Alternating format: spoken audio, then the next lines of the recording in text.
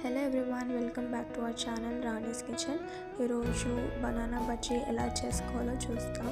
First ఒక cup శనగపిండి తీసుకొని అందులో కొద్దిగా సాల్ట్, పసుపు, కారం, గరం మసాలా వేసుకొని కొద్దిగా వాటర్ కలుపుకుంటూ పిండిని బాగా మిక్స్ చేసుకోవాలి. లైట్ కన్సిస్టెన్సీలో బ్యాటర్ని ప్రిపేర్ చేసుకోవాలి.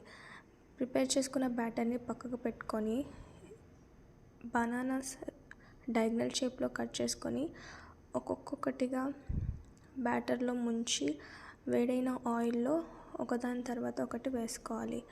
అవి లైట్ గోల్డెన్ బ్రౌన్ కలర్ వచ్చేంత వరకు ఫ్రై చేసుకోవాలి. ఫ్రై చేసుకున్న బనానా బజ్జీస్ని పక్కన సర్వింగ్ ప్లేట్లో సర్వ్ చేసుకోండి.